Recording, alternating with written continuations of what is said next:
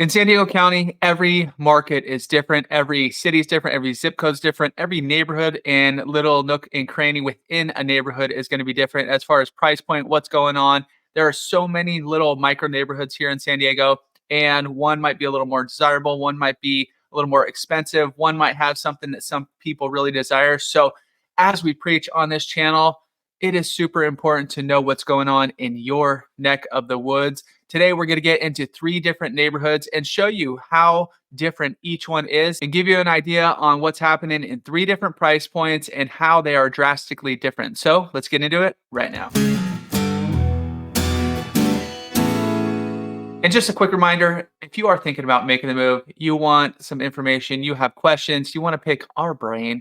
Just as a reminder, I'm Chris Erickson with the Beach Life Group, and all our information is below. Book your discovery call.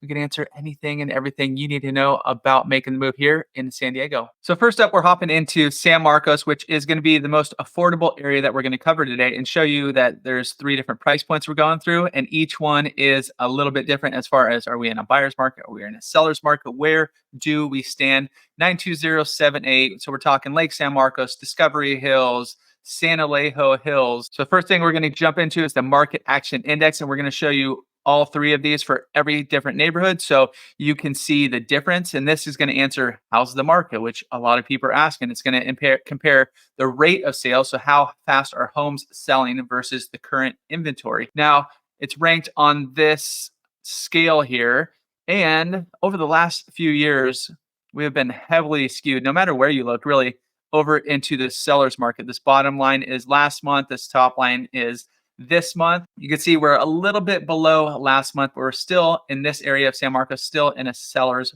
market. So the market has started cooling and prices have been flat for several weeks.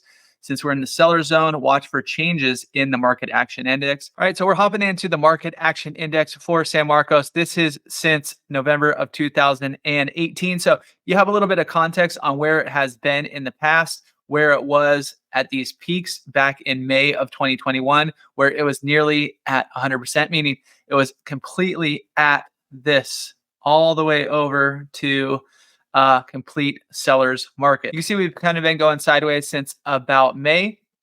During this time in here where you did see this big drop, it started actually in April of last year. This is when we saw the 7% mortgage interest rates. They started up, rates were going up, and the buyer demand just really slowed down. So the number of homes sold, it kind of froze the market. This year, even though we're sitting at 8%, we still haven't seen that yet. So it'll be interesting to see what happens over the coming months. Now, traditionally, during this time, we do see a slowdown anyways, as we're going into the holidays, as we're going into the end of the year, where we start ramping back up in a little bit in January and then really get going in February, March, April, where a lot of people put their homes on the market. That's when buyers get revved back up again. So last year, we were sitting at 50.11, but you compare that to kind of the peak of when everything was going crazy, when you heard that everything was selling super fast for a ton of money. This is where we were sitting in the 90 to 100 range. Now, back here in November of 2019, we were sitting way down below at 40. And it kind of tracked around there. Like, this is probably like the normal range where it's not a crazy seller's market. It's not a crazy buyer's market. It's somewhere in the middle. And part of the reason we haven't seen it swing more to a buyer's market is this right here, the inventory, or the number of homes for sale. Right now, we're sitting at 18 homes for sale in southern San Marcos. So you can see back 1 year ago, there was 52. We're sitting more than half of that number. In previous years, in a normal year, right up here, you're sitting in that 80 to 100 range. And then over the past few years, this is becoming the new normal. From where we started here, went up, interest rates started going up during this time here, and we dropped back down. So you've heard about the freezing effect, where people who bought back in anytime before really this year, when rates were significantly lower, they don't want to basically sell their house right now because they want to keep their current payment, because affordability has gone way down. And the third part of the story, also why we haven't seen days on market go up as we did last year during this time. So On October of 2022, the average days on market was 49 days. Right now, we're sitting at 28 days, even in a time where there is much less buyer demand than previously in this year. And a lot of that is due to the number we just looked at, the number of homes for sale. So even though there are less buyers out there are also less homes for sale. So any buyers out there are getting condensed into a smaller little bracket of homes that they could actually see. That's why prices are staying steady. That's why days on market has not shot up significantly. And if you look back in the past at a somewhat of a more normal time, average days on market was sitting right between 60 to 80, kind of going up and down from there. So you can see right now we are well below that. Second zip code we are checking out is going to be Encinitas 92024. Median list price is sitting at 3,549. You can see the median list price of new listings is way less, but that fluctuates quite a bit. You have back in October, it just depends. Since there aren't as many homes coming on the market, this number will fluctuate quite a bit. But let's get to the market action index. So you can see we're more in this middle zone here where San Marcos 92078 was in the 75-ish range. Encinitas, while we're still in a strong seller's market, the market action index shows some strengthening in the last few weeks. So this is last week right here. You can see this little sliver right in here. We're a little bit above that, but prices have settled in a bit of a plateau, which once again, we saw that in San Marcos. We're currently in a seller's market, so prices will likely resume their climb should this trend persist. Now, coming into the end of the year, just traditionally, we see both buyers and sellers kind of slow down on the market. So less homes coming on the market, but also less buyers out there as we're getting into Thanksgiving and holidays, and people are just taking a break. When we see that start to ramp up, which is usually going into January, this story could change. If we get a lot more homes coming on the market and the buyer demand, just because interest rates are so high, does still keep relatively low, then this could actually trend down a little bit and skew a little bit more towards a buyer's market. Now, while you saw San Marcos peak out at 100, Encinitas peaked out right around 86 back here in April of 2022 for the market action index. It never got up to that 100 number. Back in a more normal time, it hovers right around that 40 mark. So right now we're sitting just above kind of that normal mark. We're sitting about 50, where it's skewed a little bit towards sellers, and a lot of that is due to the next numbers we're going to go over. But it's also not a buyer's market, even though there is less demand. Last year during this time, we were sitting a little bit lower at 41, but just a few short months before that, in April of 2022, we were sitting in the 86, almost 87 range. So inventory here is a little bit more than 92078. We're sitting at 40, where last year we were sitting a little bit higher at 56.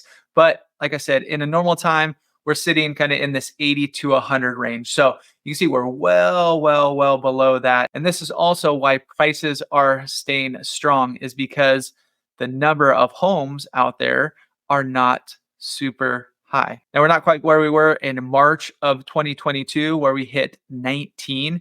Basically, any home hitting the market was gone almost instantly. So even though there might have been more homes coming on the market, the number of homes that stayed on the market was super low. So right now we're sitting at a little bit more healthy number right at 41. As that gauge gets more towards the buyer's market side, you would expect for the days on market that homes sit on the market to go up a little bit. So while San Marcos was a little bit lower, right now in Encinitas, it's sitting at 38, where last year we were sitting right at 44. So we went way down here to about 28 in midsummer. Now we're starting to creep back up. Once again, traditionally, that is what you would expect to see. You can see everyone on here drops towards the middle of the year when we do have our traditional heavy buying season, and then it continues to go up into the latter half of the year. And then things got a little bit weird. But even in the weird times, you can see during the buying time, it went down significantly.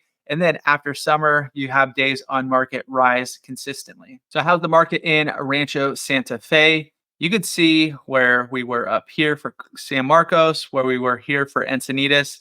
Here we are for Rancho Santa Fe. But I'm going to show you traditionally where we are. This area, price points are a little bit higher. The buyer pool is a little bit less. So a lot of times, Rancho Santa Fe is a little bit more skewed to this buyer's market. So in terms of supply and demand, the market is getting cooler. You can see it's relatively about the same as where we were last year. Now looking at Rancho Santa Fe, where the market action index is skewed towards buyers. Traditionally, it is usually skewed a lot more towards buyers. Once again, higher price points, you have less demand out there, so homes sit a little longer, which you'll see next. And there's not as it's not as a frenzied market, even though it did get a lot of demand as just did everywhere over these past few years. It never reached the levels as the Encinitas, the Carlsbads, the San Marcos, and the other numbers that we just went over. So you can see it peaked out right around 40, but traditionally we're sitting in that 25-ish range. So last year around this time, we were at 28. Now we're only sitting at 29. So right about the same spot we were last year. And in 92067, you can see the number of homes, that inventory is tracking up again right now at 77, where last year we were sitting at 67. So not too much of a gain and well off where we traditionally are right up here, more than double of what we're at. So sitting in that 150 to 200 range. And the average days on market for Rancho Santa Fe sitting at 203 this year. Last year around this time, it was 216. So not a huge deviation. You can see it kind of goes another year back, 2021, 209, another year back, 219, another year back. This is the normal time, as I've been calling it, 211. So the average days on market never have really swung up too much, never have really swung down too much.